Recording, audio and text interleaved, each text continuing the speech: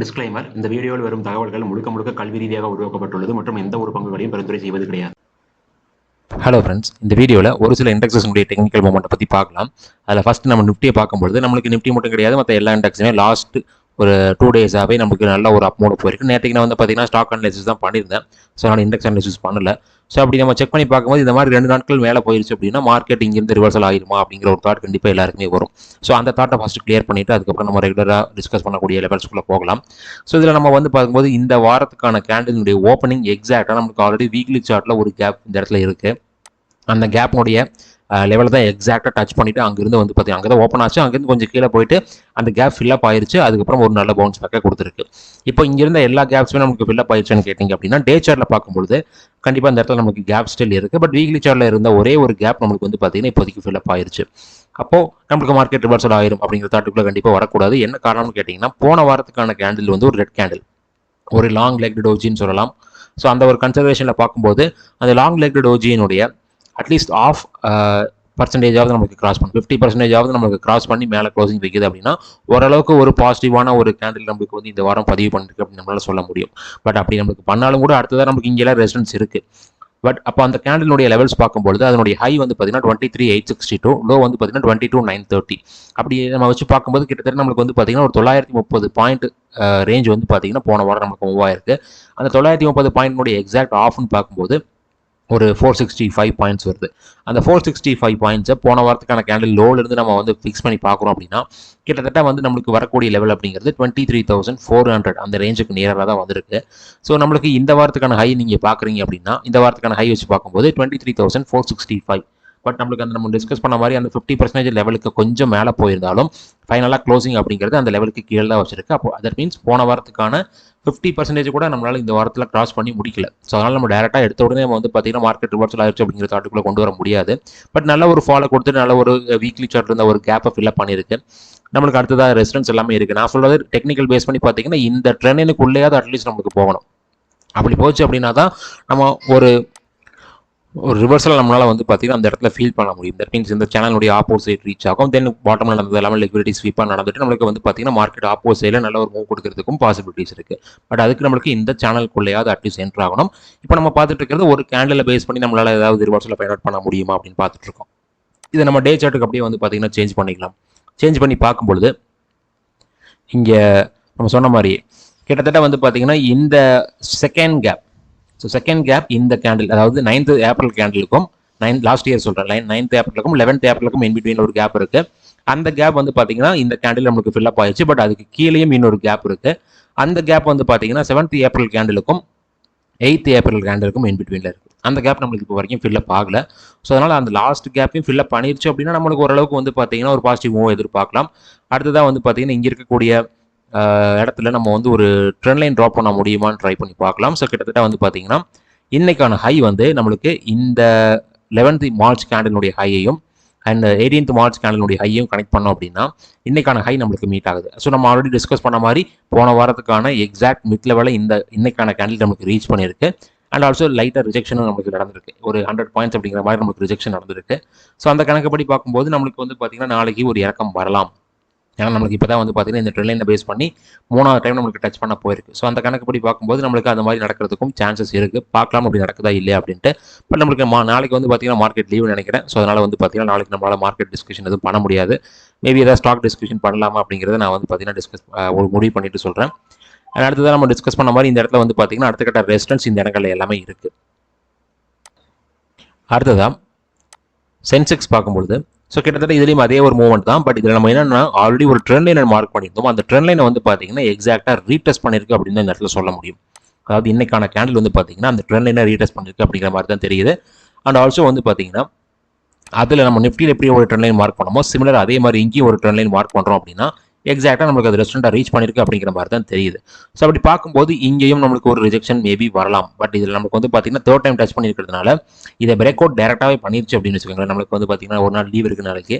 அப்போ ஆட்டோமேட்டிக்காக உங்களுக்கு அடுத்த நாள் ட்ரேட் ஆகும்போது உங்களுக்கு டேரெக்டாகவே பிரேக் பண்ணிடுச்சு அப்படின்னா இது ஒரு ப்ராப்பரான பிரேக் அவுட்டாக நம்மளுக்கு அமையுமான்னு கேட்டிங்கன்னா அது கொஞ்சம் டவுட்டாக தான் இருக்கும். அதனால நம்ம அதை கிளியராக இப்போதைக்கு டிஸ்கஸ் பண்ண முடியாது. நெக்ஸ்ட் வந்து பார்த்தீங்கன்னா பேங்க் நிஃப்டி. ஸோ பேங்க் நிஃப்டியில் நம்ம வந்து இதில் மார்க் பண்ணியிருந்தது எப்போவோ மார்க் பண்ணால் ஒரு இம்பார்ட்டண்டான ஒரு சப்போர்ட் லைன் இங்கே நம்ம ஃபாலோ ஆகும்போது மார்க் பண்ணோம், தென் இங்கேயே நம்ம அதே தான் மென்ஷன் பண்ணியிருந்தோம். இப்போ ஃபாலோ ஆகும்போது அதை மென்ஷன் பண்ண அதே மாதிரி நம்மளுக்கு பவுன்ஸ் பேக் கொடுத்துச்சு. இப்போ நம்மளுக்கு வந்து அது பிரேக் டவுன் ஆயிருச்சு. அப்போ கண்டிப்பாக அது ரீடெஸ்ட் நடக்கும் இல்லைங்களா, அந்தக்கான ஒரு மூமெண்ட்டாக நம்ம இதை எடுத்துக்கலாம் அப்படிங்கிற மாதிரி எனக்கு தோணுது. ஸோ அந்த கணக்குப்படி பார்க்கும்போது இப்போ 3 முக்கியமான இண்டெக்ஸுமே வந்து பார்த்தீங்க அப்படின்னா ஒரு ரெசிஸ்டண்ட்டை ரீச் பண்ண மாதிரி தான் இருக்குது. பட் நம்மளுக்கு வந்து பார்த்தீங்கன்னா ஒரு நாள் லீவ் இருக்கிறதுனால சடன் ஒரு பெரிய கேப் அப் ஆயிருச்சு அப்படின்னா அது நம்மளுக்கு திரும்ப சப்போர்ட்டாக ஒர்க் அவுட் ஆகிறதுக்கும் பாசிபிலிட்டிஸ் இருக்குது. ஸோ அது நடக்குது அப்படிங்கிறதையும் பொறுத்திருந்து பார்க்கலாம்.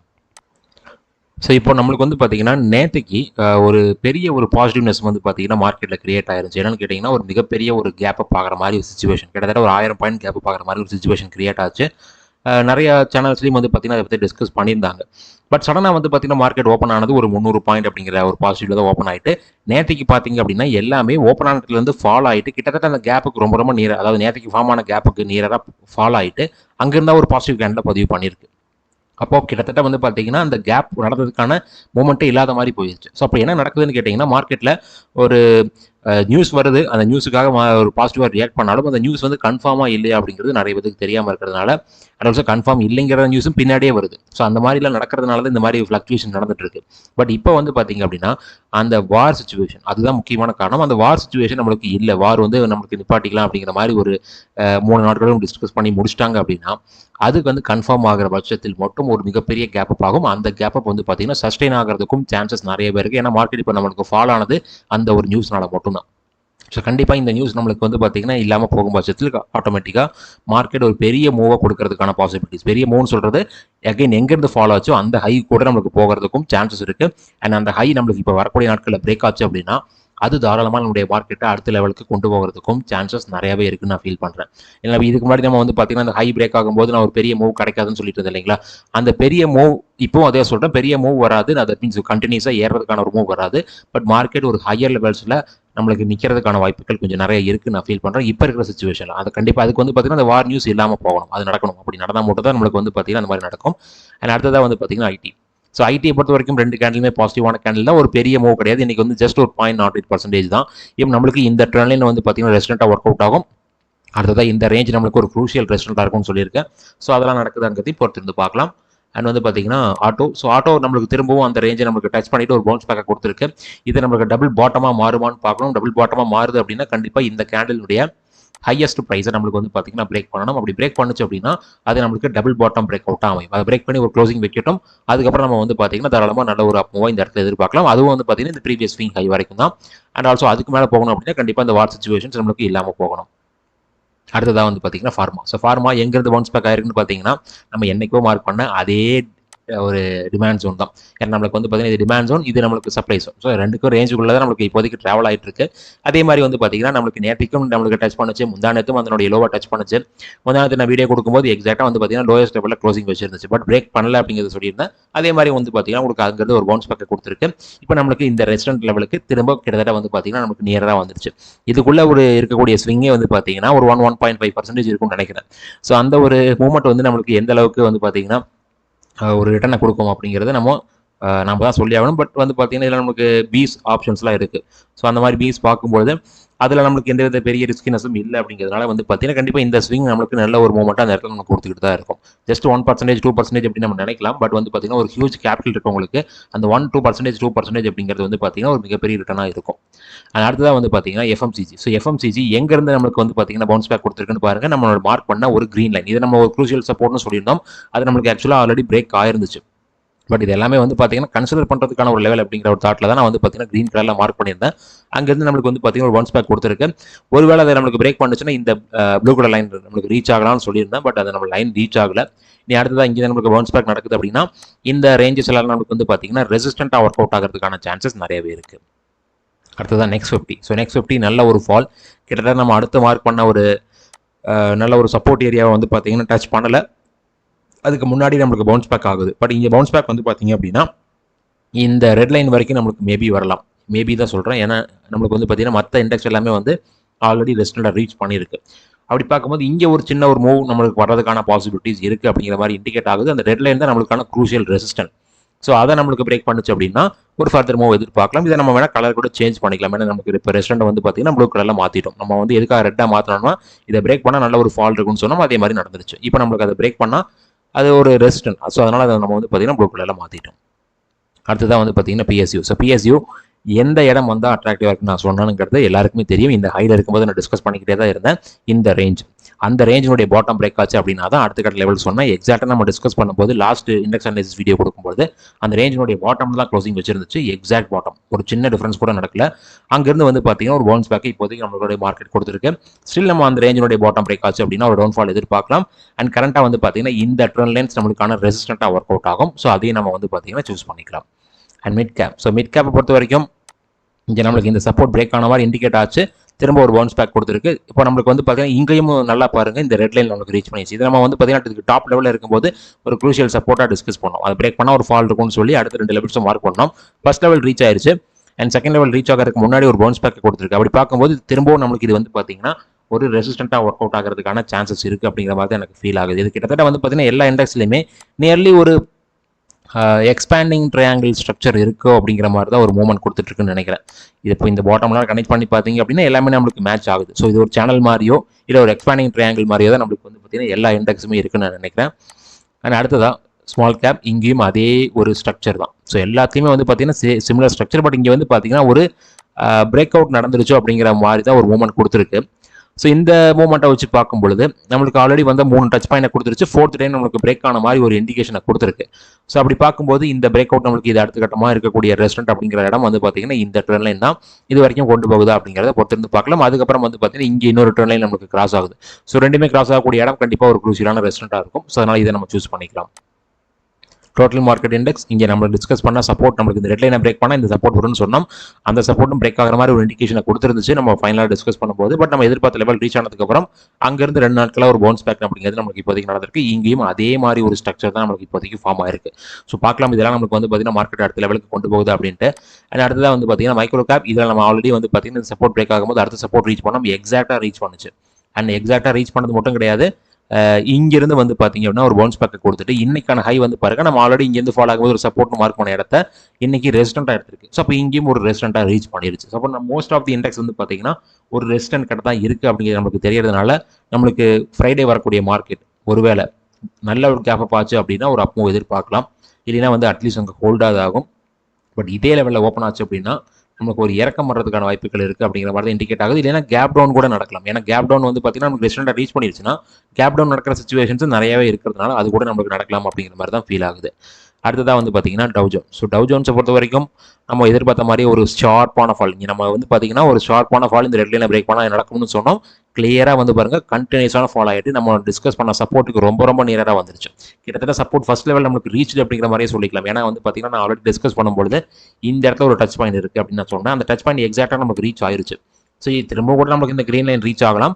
பட் நம்மளுக்கு இப்போ எதிர்பார்த்த லெவல் நமக்கு வந்துருச்சு அப்படிங்கிற மாதிரி தான் நான் ஃபீல் பண்ணுறேன். இங்கே நமக்கு நடந்தது வந்து பாருங்கள் கிட்டத்தட்ட 50,400 இந்த லோ வரைக்கும் பார்த்தீங்கன்னா 45,400, 5000 பாயிண்ட் ஃபால். ஸோ ஒரு 10% ஃபால் அப்படிங்கிறது ஒரு ஷார்ட்டஸ்ட் பீரியடில் நடந்து முடிஞ்சிருச்சு. பட் அந்த 10% இங்கிருந்து நம்மளுக்கு திரும்ப மேலே போகிறதுக்கு எவ்வளோ நாட்கள் எடுத்துச்சுன்னு பாருங்கள். நம்ம ஃபர்ஸ்ட் டைம் டிஸ்கஸ் பண்ணது பிரேக் அவுட் அப்படிங்கிறது லாஸ்ட் ஆகஸ்ட்டில் அந்த கேண்டலுடைய ஹையை நமக்கு ரீச் பண்ணிட்டாங்க. அந்த ஆகஸ்ட்லேருந்து இந்த ஹைக்கு போகிறதுக்கு கிட்டத்தட்ட பிப்ரவரி மாதம் வரைக்கும், August, September, October, November, December. So அதுலேயே ஒரு 5 மாதம்.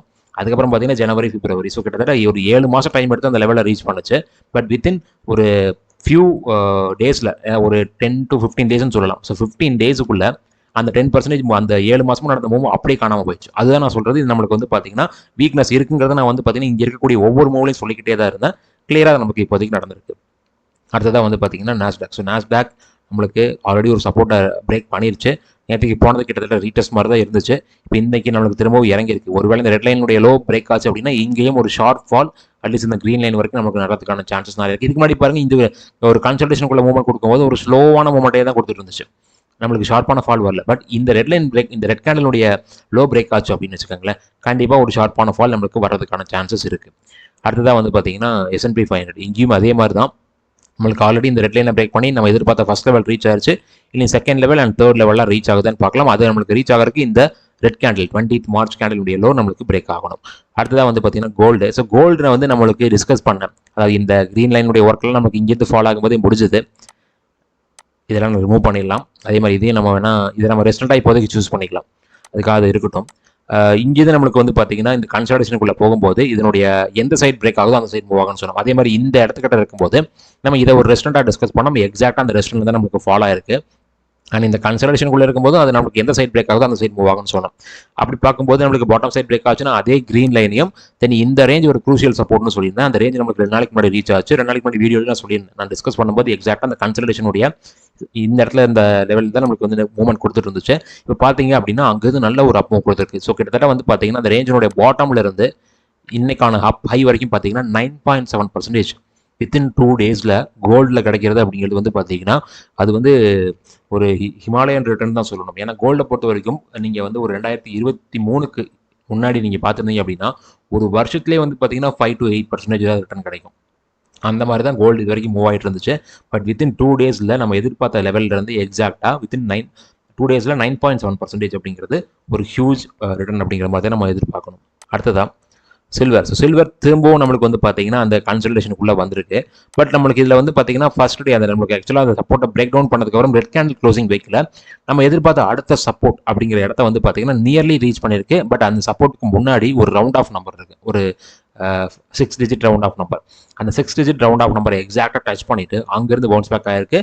அண்ட் இப்போதைக்கு இன்னைக்கு மட்டும் வந்து இந்த ரெட் லைனுக்கு மேலே க்ளோஸ் ஆயிருச்சு அப்படின்னா இங்கே நடந்தது ஒரு லிக்விடிட்டி ஸ்வீப். அப்போ ஆட்டோமேட்டிக்காக இதனுடைய ஆப்போசிட் நம்மளுக்கு ரீச் ஆகலாம் அப்படி தான் நான் ஃபீல் பண்ணுறேன். பார்க்கலாம் இன்னைக்கான க்ளோசிங் இதுக்குள்ளே நடக்குதா இல்லையா அப்படின்ட்டு.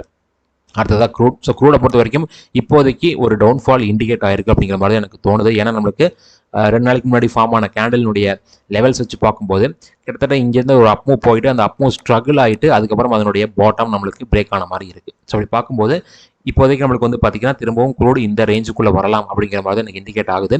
அண்ட் இந்த ரெட் கேண்டலுடைய பாட்டம் பிரேக் ஆச்சு அப்படின்னா இந்த ட்ரெண்ட்லைன் நமக்கு தாராளமாக ரீச் ஆகிறதுக்கு சான்சஸ் இருக்குது. ஸோ க்ரூடில் இந்த மாதிரி ஒரு சிக்னல் நமக்கு இப்போதைக்கு இண்டிகேட் ஆகிருக்கிறதுனால மேபி அந்த வார் சுச்சுவேஷன்ஸில் ஏதாவது வந்து நமக்கு நடக்கிறதுக்கு ஒரு பாசிட்டிவாக நடக்கிறதுக்கான சான்சஸ் இருக்குன்னு நான் ஃபீல் பண்ணுறேன். நடக்குதா இல்லையாங்கிறதையும் பொறுத்திருந்து பார்க்கலாம். இந்த வீடியோ பொறுத்த வரைக்கும் நான் டிஸ்கஸ் பண்ணது எல்லாமே ஒரு டெக்னிக்கல் வியூ தான். அதே மாதிரி என்னுடைய next online class April 2nd week ஸ்டார்டிங்லேருந்து நடக்க போது. உங்களுக்கு விருப்பம் இருந்துச்சு அப்படின்னா இந்த வீடியோனுடைய கமெண்ட்டில் மென்ஷன் பண்ணுங்கள். ரொம்ப நன்றி இந்த வீடியோ பார்த்ததுக்கு.